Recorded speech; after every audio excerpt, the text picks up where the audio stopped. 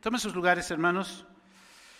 Damos gracias a Dios. Estamos prácticamente iniciando estos 4 domingos de este mes de mayo, en que vamos a estar meditando y pensando en algunos aspectos sobre la familia.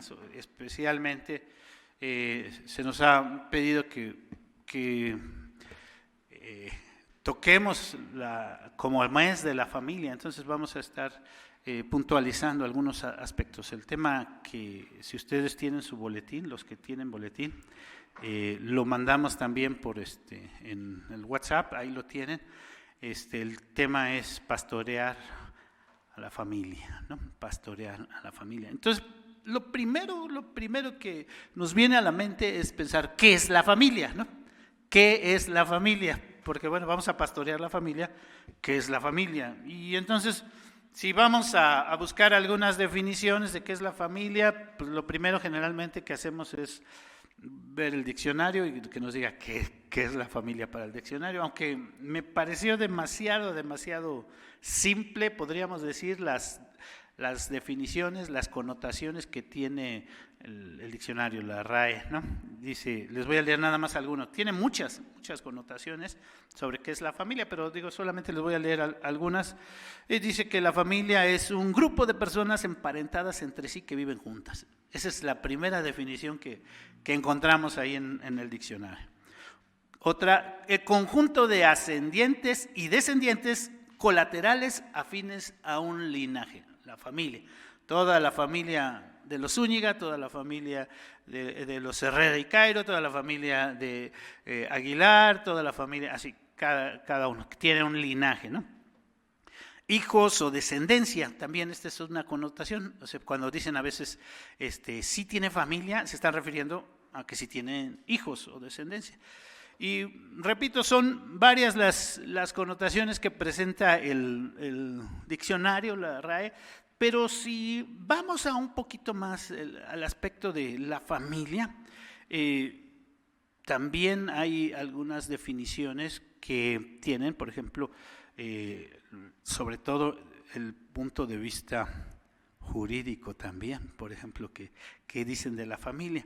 Voy a leer primero algunos aspectos que dice, la familia es el conjunto de personas unidas por vínculos del matrimonio, parentesco o adopción, y se considera como una comunidad natural universal con base afectiva que influye en la forma del individuo y tiene un interés social. Se dice que es universal. Todas las culturas, en todos los países, en todos los lugares, tienen como un punto de partida, de referencia en la sociedad, la familia, ¿no? Y ya desde el punto de vista jurídico, define la familia, esta definición que me encontré ahí, la familia puede ser definida desde el punto de vista jurídico en un sentido estricto como el grupo formado por una pareja, sus ascendientes y sus descendientes, así como por otras personas unidas a ellas, por vínculos de sangre, matrimonio, concubinato o civiles, a los que el ordenamiento positivo impone deberes y obligaciones, ¿no? Entonces, eso es, podríamos decir, para el punto jurídico, lo que es una familia, aunque como la familia y a todos los niveles está siendo afectada, comienzan a considerar algunas cosas y expresar algunas cosas. Mire lo que ellos mismos dicen. Sin embargo, la realidad social, es decir, lo que estamos viviendo actualmente, y sus ajustes han impuesto la necesidad de concebir un concepto en un sentido más amplio. Entonces se comienza a abrir, incluso en el aspecto legal, a hacer algo más amplio. En este orden de ideas se ha podido afirmar que la familia, y fíjense lo que ahora se está argumentando como familia o se está definiendo como familia, están constituidas por 2 o más personas. Aquí ya no dice un esposo o una esposa, sino dice 2 o más personas que comparten una vida material y afectiva en la que se dividen las tareas y las obligaciones por cuanto hace a la satisfacción de aquellas actividades que permitan su subsistencia, desarrollo y calidad de vida integral. ¿Sí se fijaron en esta definición? Ya no está hablando de esposa, esposo, sino personas que viven juntas, que comparten algunas cosas y todo. ¿Qué dice la Biblia en cuanto a la familia? ¿Hay una definición de la familia en la Biblia? Y ya ahorita veo como que algunos asientan y que dicen sí. Hay una definición, preguntaría todavía un poquito más allá, ¿hay una definición de la familia cristiana, o básicamente de la buena familia cristiana en la Biblia? Podemos decir literalmente que en la Biblia no encontramos ninguna familia perfecta, ninguna familia ejemplo. Que si ustedes van y preguntan a alguien dentro de la Iglesia Católica, lo que van a decir, la Sagrada Familia. Ellos sí saben cuál es la Sagrada Familia, ¿no? Entonces, la familia perfecta, la Sagrada Familia.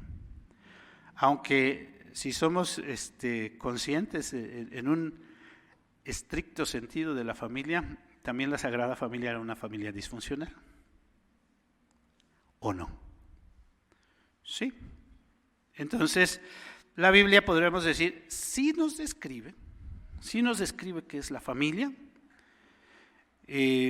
Voy a leer lo que algunos lo han definido o sacado, estas definiciones de la palabra de Dios, tomando en cuenta algunos pasajes específicos. Por ejemplo, dice, es un hombre y una mujer unidos por el matrimonio para convertirse en una sola carne para toda la vida.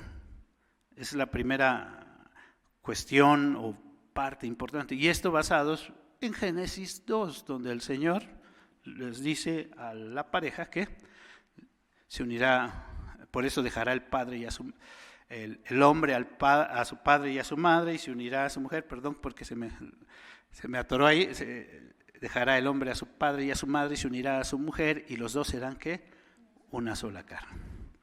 Y entonces también, hablando de una familia cristiana, diríamos que es un hombre y una mujer creyentes, ambos, unidos por el matrimonio y que crían a sus hijos en la crianza y amonestación del Señor. Y aquí hay varios pasajes, quizá uno de los más puntuales que nos hace referencia a esto es Efesios capítulo 6, donde habla a los hijos y a los hijos les dice que deben sujetarse a los padres, y a los padres dice que debemos de educar no sobrepasarnos con los hijos, sino hacerlo en una buena forma. Podríamos decir que esa es la definición. Es más, voy a leer el pasaje de Efesios 6, los primeros 4 versículos. Dice: hijos, obedeced en el Señor a vuestros padres, porque esto es justo. Honra a tu padre y a tu madre, que es el primer mandamiento con promesa,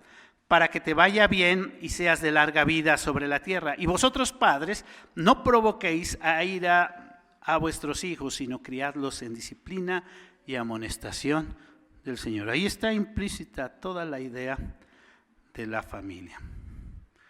¿Qué dice la OMS sobre la familia? Porque cada quien está sacando su definición de familia. Voy a leer ya esta última definición o connotación de lo que dice ya todos sabemos quién es la OMS, ¿verdad?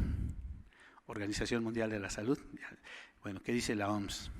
Dice la OMS: podemos definir la familia como conjunto de personas que conviven bajo el mismo techo, organizadas con roles fijos, y dice aquí padre, madre, hermanos, etcétera, con vínculos consanguíneos o no, con un modo de existencia económico, social, comunes, con sentimientos afectivos que los unen y los aglutinan. Como que cada vez está más abierta la cosa.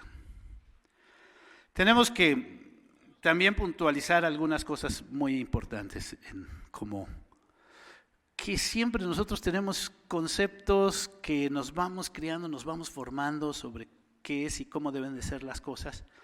Y por ejemplo, algo que siempre preguntamos, ¿cuál es la base de la familia? Y la mayor parte de las personas, cuando se les pregunta cuál es la base de la familia, contesta los hijos. ¿Sí han oído esto? La mayor parte de las personas dicen, mi familia existe por mis hijos. Pues tenemos que decir que la mayor parte están equivocados, porque la base de la familia es el matrimonio. Repito, la base de la familia es el matrimonio. Acabo de mencionar un pasaje de Efesios 6, pero si leemos la carta completa y si leemos el contexto de Efesios 6, si ustedes ven cómo termina el capítulo 5 de Efesios, termina hablando de el matrimonio. Entonces, antes de mencionar el punto de los hijos y los padres, los roles, primero menciona el matrimonio y le da un tiempo muy especial y le dedica una parte muy específica a esto del matrimonio. Si un matrimonio, cuando hablamos de desintegración familiar, generalmente se habla de la desintegración familiar cuando el matrimonio es el que se fractura, cuando el matrimonio es el que falla. Entonces, la base de la familia no son los hijos, la base de la familia es el matrimonio. Si queremos darle lo mejor a nuestros hijos, lo mejor que podemos darle son sus padres, ¿no? Hoy día hay muchos peligros para la familia. Hoy día tenemos que decir, y muchas personas lo hemos escuchado tal vez, estamos viviendo un tiempo de descomposición social. Se está pasando por una situación tremenda. Y a veces lo único que tenemos que voltear y ver es la situación y la condición que están viviendo las familias hoy día. Lo que se está viviendo hoy en las familias, en un ratito o en poco tiempo, se va a ver reflejado. Hace un tiempo que estábamos allá en Milpalta, ahí se habla mucho de los usos y costumbres, ¿verdad? Y nos tocó ver muchas familias que todavía, personas adultas, sí, podemos decir personas adultas mayores de 40, 50 años, cuando llegan con una persona adulto mayor, muchos de ellos llegan y le besan la mano. Es una actitud de mucho respeto y dicen, aquí nosotros estamos acostumbrados a respetar a nuestros padres. Yeah. Pero algo que veíamos es que la generación que viene atrás, para nada. Es decir, esta generación que respeta mucho a sus adultos, no le ha enseñado a la generación que viene atrás a que ellos respeten también a sus adultos. Y lo que eso nos refleja es que, y les decía en aquel entonces, en 10, 15 años eso se va a haber perdido completamente. Y el respeto a los adultos se pierde completamente. ¿Qué cosas afectan hoy día a la familia? Lo que afecta al matrimonio, afecta a la familia. Falta de comunicación, afecta a la familia. Infidelidad, afecta a la familia. Promiscuidad o situaciones de todo tipo, afecta a la familia. Repito, la desintegración familiar se habla principalmente cuando el matrimonio sufre, va a sufrir indudablemente ¿quién? Los hijos.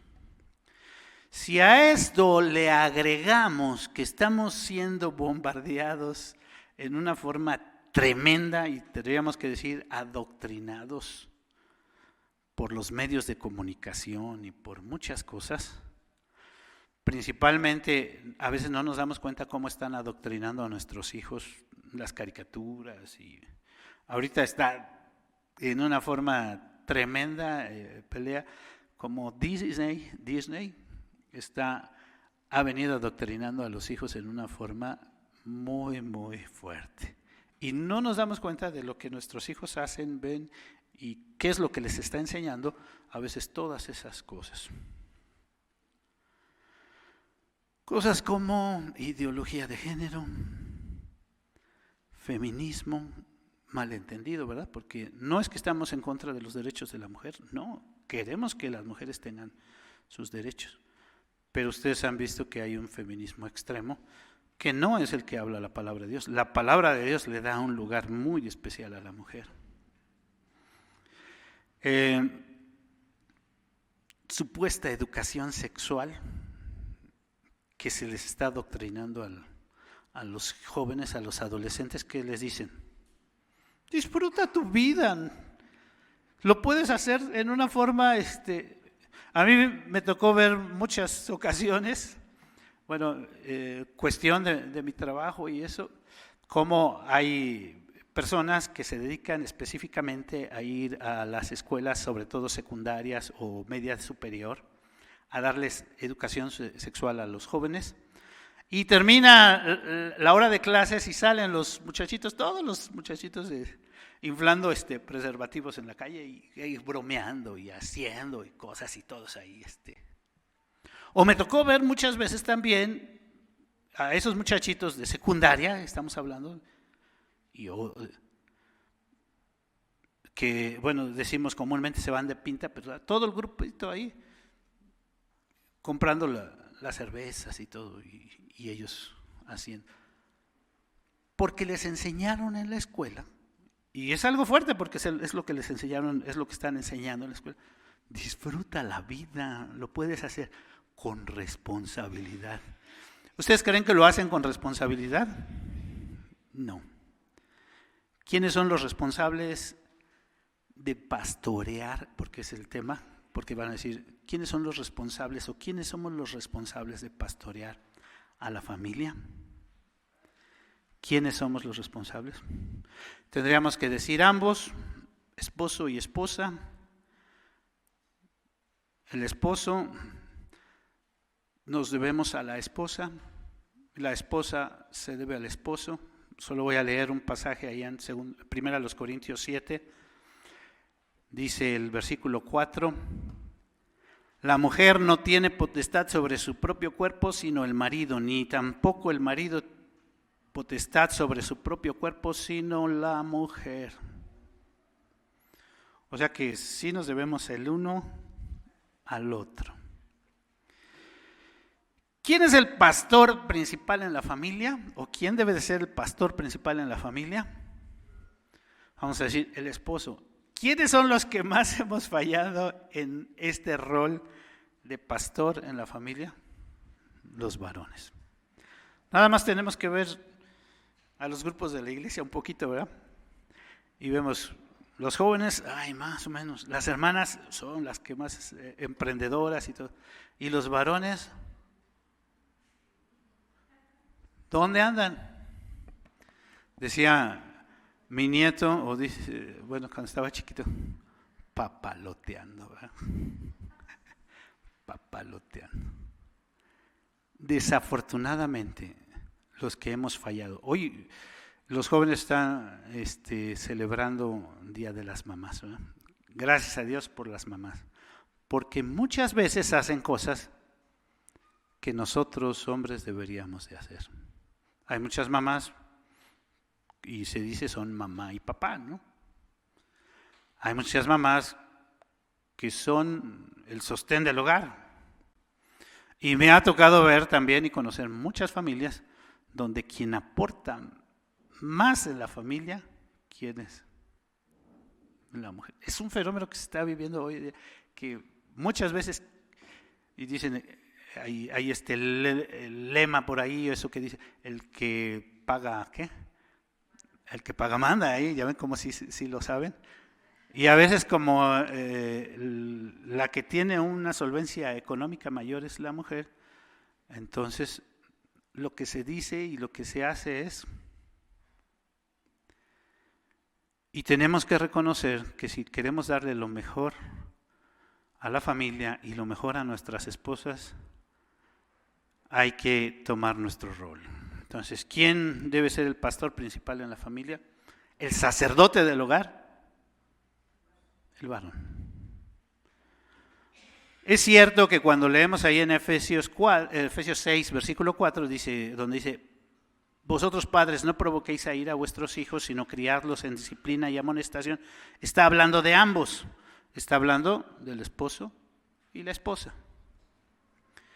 Pero es cierto también que nosotros como sacerdotes del hogar, y uno de los grandes males de la sociedad es la ausencia paterna. Hoy que es día, o que estamos celebrando a las mamás, tenemos que reconocer que la ausencia paterna es uno de los grandes males de las sociedades.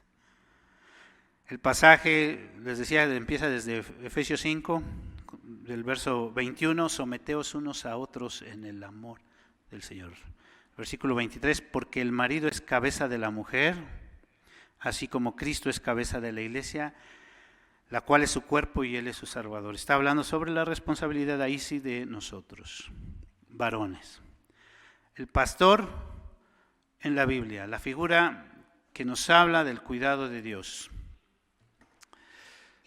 El pastor en la Biblia tiene un punto muy especial, ¿no? La Biblia sí nos habla, si vemos a los profetas,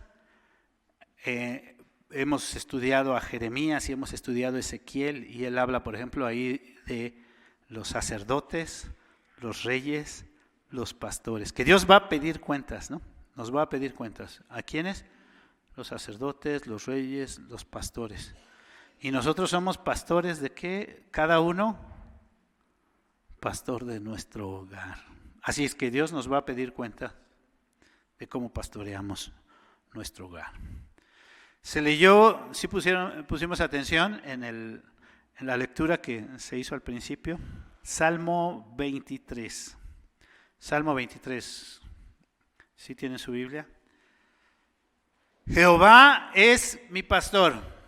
Yo muchas veces he hablado sobre este salmo y digo que es una declaración de David, él que conocía bien el rol del pastor, de qué es la tarea que tiene que realizar el pastor. Cuando David comienza diciendo en este salmo, Jehová es mi pastor, él está diciendo, yo soy borrego, yo soy una oveja.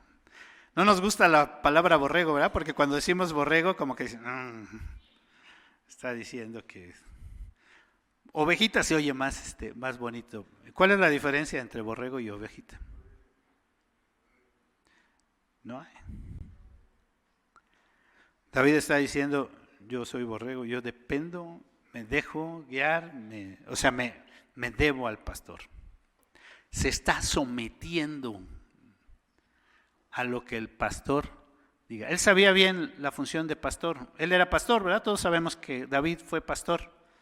Si no, miren, vamos a leer una parte ahí en el primer libro de Samuel, donde David, él mismo dice que él fue pastor. ¿Se acuerdan cuando David y Goliat, que venía este gigante a retar a los ejércitos de Israel? Y David viene, un joven pequeño, y dice, ¿qué está haciendo este gigante retando al ejército del Dios viviente, ¿no? Dice, no, pues está tremendo este gigante, ¿quién va a pelear con él? Y entonces leo una parte donde David le dice a Saúl, y entre algunas de las cosas que David le dice a Saúl es que él era pastor, y así lo vemos, ese es el antecedente de David. Dice, y dijo David a Saúl, no desmaye su corazón, que ninguno a causa de él, está hablando del gigante, tu siervo irá y peleará contra este filisteo. Dijo Saúl a David, no podrás tú ir contra aquel filisteo para pelear con él, porque tú eres muchacho y él un hombre de guerra desde la juventud. Versículo 34, David respondió a Saúl, tu siervo, está hablando de él, era pastor de ovejas de su padre. Y cuando venía un león o un oso y tomaba algún cordero de la manada, salía yo tras él y lo hería y lo libraba de su boca, y ahí se levantaba contra mí. Yo le echaba mano de la quijada y lo hería y lo mataba. Fuese león, fuese oso, tu siervo lo mataba, y este filisteo incircunciso será como uno de aquellos, porque ha provocado al ejército del Dios viviente. Entonces David conocía bien el trabajo y la función del pastor. Entonces lo que leemos en el Salmo 23 es algo que David conocía bien. Y cuando dice Jehová es mi pastor, dice yo dependo de Dios porque Él obra esto en mí. ¿Qué son las cosas que hace el pastor? ¿Qué es? La primera cosa que vemos que hace el pastor: provee. ¿Sí tiene el Salmo 23? Jehová es mi pastor, nada me faltará. En lugares de delicados pastos me hará descansar. Junto a aguas de reposo me pastoreará. Confortará mi alma. El que vive bajo el cuidado del pastor sabe, fíjense, que nada le falta. ¿Sí? ¿Por qué? Porque sabe que él depende ¿de quién? Del pastor. ¿Qué pasa en la familia cuando nos toca hacer o tener el rol del pastor? Se dice que hay hijos de familia. ¿Cómo es un hijo de familia? ¿Está preocupado el hijo de familia? ¿Por qué va a comer? El papá puede andar angustiado y decir, ¿y ahora cómo le voy a hacer y todo? Pero el hijo de familia, ¿qué pasa? Ya sé que voy a comer, ¿o no? Tengo mi papá, tengo mi mamá, ya sé que voy a comer. Pero nuestra función como padres es ¿qué? Proveer, suplir, dar lo necesario. Esa es nuestra función como padres. Sabe, además, el hijo de familia o el que está bajo el cuidado del pastor, que lo lleva a lo mejor, que su papá se va a preocupar por darle lo mejor. Fíjense cómo lo dice David: lugares de delicados pastos me hará ¿qué? Descansar. David sabe que el pastor lo va a llevar ¿a dónde? A donde está lo mejor. El hijo sabe, mi papá se preocupa por mí y en medida de sus posibilidades me va a dar lo mejor. Me llamó mucho la atención la expresión confortará mi alma. ¿Por qué? Porque esa expresión tiene que ver no solo que el papá o el pastor o el sacerdote del hogar va a suplir la parte económica, me va a llevar a los mejores lugares. Cuando habla de confortará mi alma, está hablando también que busca mi bienestar, ¿qué? Espiritual. ¿Sí? ¿Sí lo dice así o no?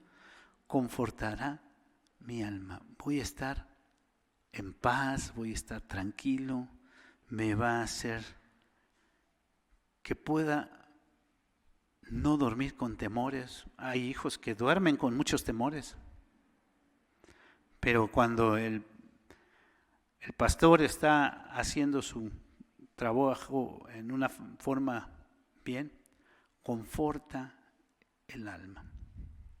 La segunda función, la primera función, entonces, ¿cuál es del pastor? Provee. La segunda función que nos habla el Salmo 23 es nos guía.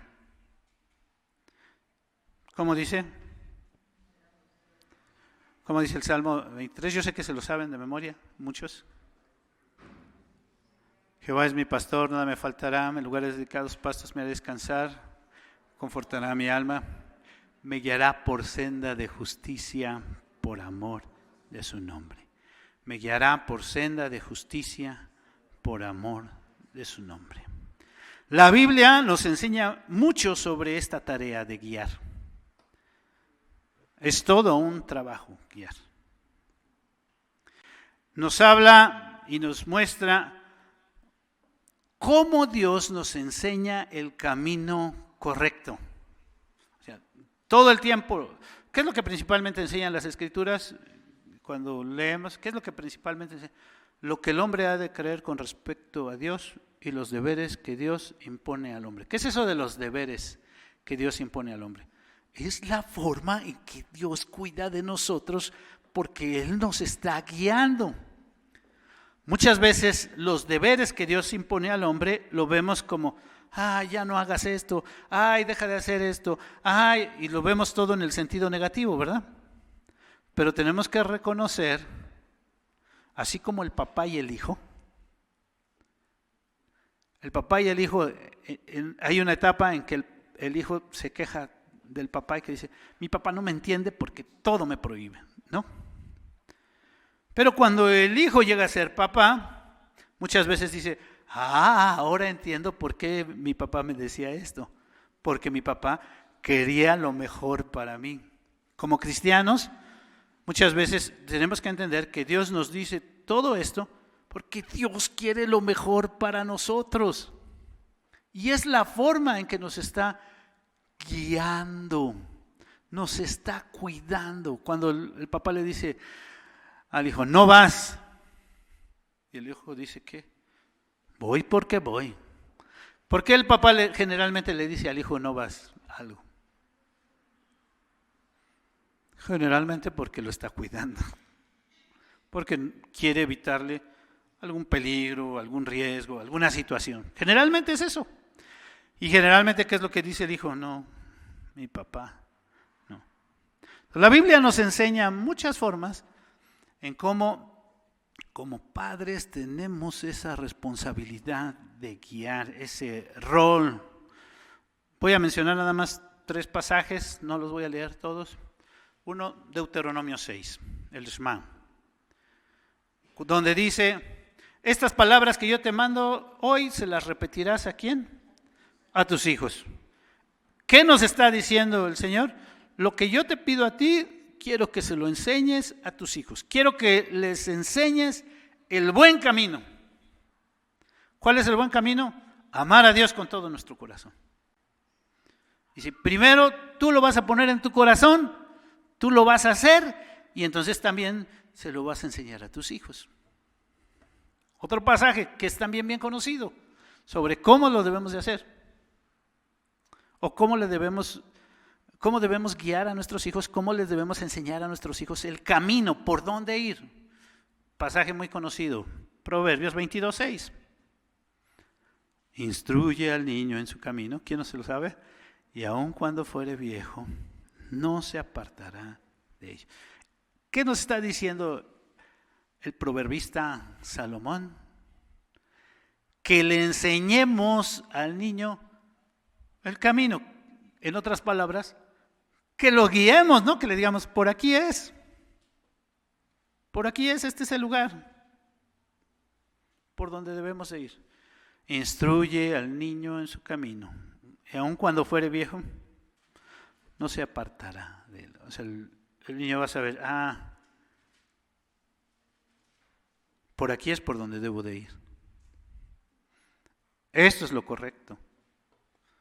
Esto es la forma adecuada para llegar. Otro pasaje que también habla sobre cómo tenemos esa responsabilidad como padres de instruir a nuestros hijos, de guiarlos por el camino.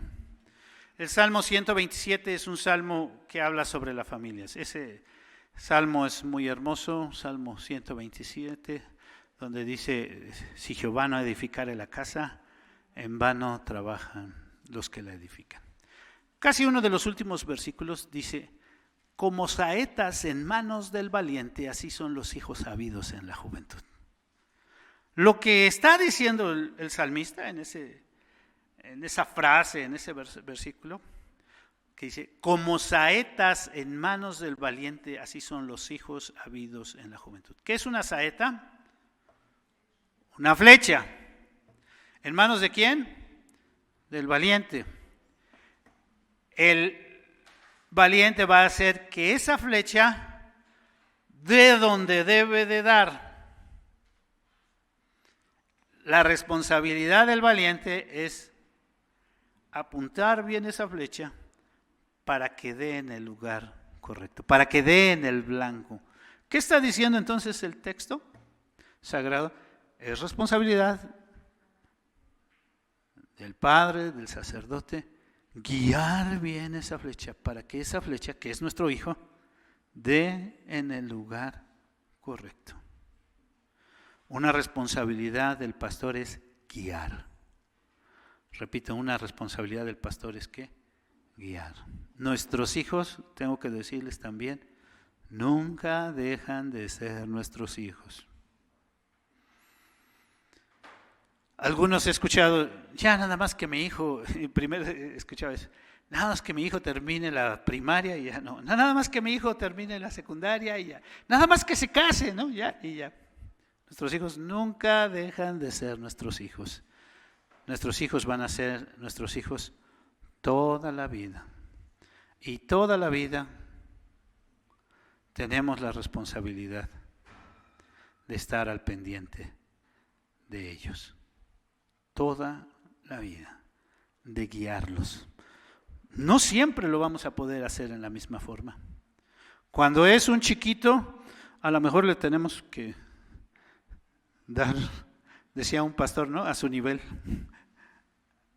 Cuando es un adolescente, ya no le podemos dar o no lo va a entender. Cuando es un joven, lo podremos aconsejar. Cuando es alguien ya casado, van a decir algunos menos. No, todavía tenemos oportunidad de hablar con ellos. Nuestros hijos nunca dejan de ser nuestros hijos. Y siempre tendremos la responsabilidad, y muchas veces de decirle, eso que estás haciendo es correcto o eso que estás haciendo no es correcto. Y si Dios nos inquieta a hacerlo, lo debemos de hacer. Mijito, ya estarás grande, ya estás casado, ya tienes 5 hijos y todo esto, pero eso que estás haciendo a lo mejor no es correcto. Si nos quedamos callados, nosotros tenemos responsabilidad. La tercera función, ya vimos el pastor provee, el pastor guía, la tercera función es protege. Protege. Dice el Salmo 23, que es lo que estamos leyendo, aunque ande en valle de sombra de muerte, no temeré mal alguno, porque tú estarás conmigo, tu vara y tu cayado me infundirán aliento. Ya mencionamos la forma en que David estaba dispuesto a proteger a sus ovejas, ¿verdad? Que dice que si venía un oso, que si venía un león o que si venía cualquier fiera, cualquier fiera, él estaba dispuesto. Y hoy día nosotros también tenemos que estar dispuestos a proteger. Hoy la violencia está desatada. Y Dios nos libre de tener que enfrentar violencia, ¿no? Pero también debemos de proteger a nuestros hijos y tenemos esa responsabilidad. A veces diciéndole, como mencionaba hace un momento, no vas. Porque a veces los hijos son los más duros, ¿verdad? Para decir, y yo hago lo que... El papá, la mamá les dicen no y a veces hay que ser firmes, es decir, un sí y decir un qué, no. Y que nuestros hijos puedan entender que lo que estamos haciendo es que protegerlos. Muchas veces les tenemos que explicar y decir, a veces tenemos que protegerlos de malas compañías, de personas que quieren hacerles daño, y como decía hace un momento, también tenemos que protegerlos de ideologías o de formas de pensamiento que no son correctas. El otro pasaje que leímos, porque ya no quiero alargarme tanto, el otro pasaje que leímos, ¿sí recuerdan cuál es? Juan capítulo 10. En ese pasaje, en el Evangelio de Juan capítulo 10, el Señor Jesús se presenta como el buen pastor. Él dice, yo soy el buen pastor su vida da por las ovejas. Y en ese pasaje si pusimos atención en todo lo largo del texto y lo que el Señor Jesús dijo sobre Él mismo, nos presenta cómo el Señor Jesús guía a las ovejas, cómo las protege, cómo les provee. Fíjense, cómo las guía. Si tienen Juan 10, versículo 2, dice: mas el que entra por la puerta, el pastor de las ovejas, a este abre el portero, y las ovejas oyen su voz, y a sus ovejas llama por su nombre y las saca. Cuando ha sacado fuera todas las propias, va delante de ellas, y las ovejas le siguen porque conocen su voz. ¿Cómo guía el Señor Jesús a las ovejas? Dice, va delante de ellas, las llama, ellas le atienden, le hacen caso. ¿Sí se dan cuenta que está diciendo? Fíjense, ¿cómo provee el Señor Jesús? O cómo dice este pasaje que el Señor Jesús provee para nuestras necesidades. Versículo 9. Yo soy la puerta, el que por mí entrare será salvo. Y fíjense, y entrará y saldrá y hallará pastos. ¿Se acuerdan del Salmo 23 que dice? Lugares de delicados pastos, ¿qué? Me hará descansar. Está hablando sobre... Y el Señor Jesús dice, si vienes a mí, si entras por mí, vas a hallar pastos. No te va a faltar. Yo voy a estar al pendiente de ti. Yo te voy a cuidar. Pero dice el versículo 10, el ladrón no viene sino para hurtar, matar y destruir. Yo he venido para que tengan vida y para que la tengan en abundancia. Dios quiere darnos lo mejor. Creo que una característica muy interesante que encontré del pastor, que se menciona en forma indirecta en estos pasajes, a lo mejor no se dice específicamente así, pero es que el pastor ama. El pastor ama a las ovejas. Algo que leía que decía, el pastor no es el carnicero. Porque algunos dicen, bueno, cría las ovejas para... No, el pastor no es el carnicero. El pastor ve nacer a las ovejas, ve cómo se desarrollan, cómo crecen, y nos dice el texto, las llama por su nombre, les pone nombre a cada una. ¿Han visto esos rebaños muy, muy grandes? ¿Se imaginan para saber el nombre de cada una? ¿Seremos un rebaño muy, muy grande que Dios no sabe nuestro nombre? ¿Como cuántos cristianos habrá? No nada más en Betania, sino. Pero a cada una Dios llama por su nombre. Voy a regresar a Efesios, ahí sí habla sobre el amor. Y también ahí habla sobre la responsabilidad del esposo de proveer, de guiar, de cuidar, de amar. Repito, proveer, cuidar, guiar, amar. Efesios 5 dice, así también maridos, ahí hemos dicho el sacerdote, deben amar a sus mujeres como a sus mismos cuerpos. El que ama a su mujer, a sí mismo se ama, porque nadie aborreció jamás su propia carne, sino, fíjense, la sustenta y la cuida, como también Cristo a su iglesia. Ahí están dos, ¿verdad? La sustenta, ¿qué? Y la cuida. Le provee y la cuida, la cuida. Entonces, provee el alimento, sustentar tiene que ver con... También tiene que ver con la parte espiritual, dijimos, proveer lo espiritual. Y cuidar. ¿Dónde viene la parte de guiar ahí en Efesios? Yo estaba pensando, aquí sí habla como que el esposo debe de guiar. Versículo 26 dice, para santificarla, habiéndola purificado en el lavamiento del agua por la palabra. Está hablando del esposo, cómo debe tratar a la esposa, de tal modo que la aparte. Santificar, ¿qué quiere decir? Purificar, apartar. para que se aparte para Él. Entonces, sí está hablando de guiar. Santificar tiene que ver con guiar. Y entonces, a mí la que me pareció la característica, pues no la más importante o la más sobresaliente, no sé, es que el pastor ama. Lo vemos en el Salmo 23. ¿Dónde lo vemos en el Salmo 23? En los últimos versículos.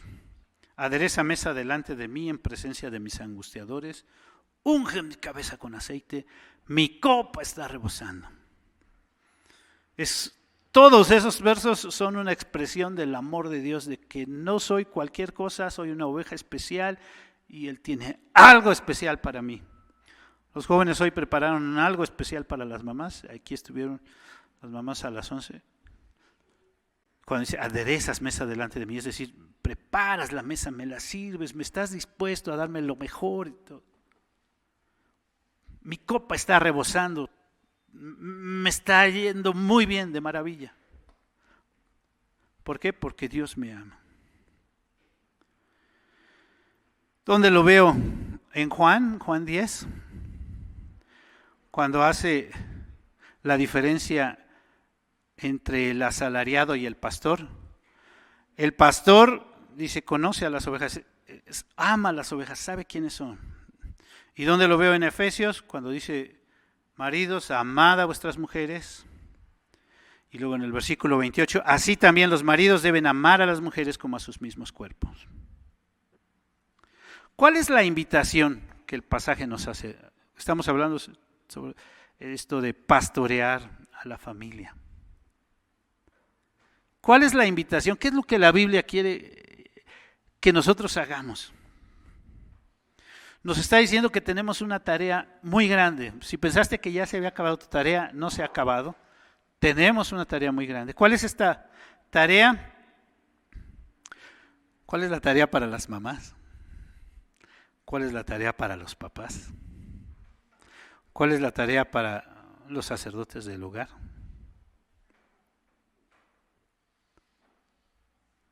Pastorear, pastorear, pastorear. Tenemos esa responsabilidad. Si tú pensaste que ya no la tenías, quiero decirte, te equivocaste, todavía la tenemos. Mi hija ya tiene cuántos años de casada y tengo ya 3 nietos. El chiquito, el grande, ya me alcanzó de estatura y ya calza igual que yo, entonces. Pero sigue siendo mi hija, siguen siendo mis nietos y tengo esa bendición y esa responsabilidad de parte de Dios. Nosotros seguimos teniendo esa responsabilidad. Tus hijos probablemente ya los veas grandes, tenemos que seguir pastoreando. Hoy está muy difícil la situación.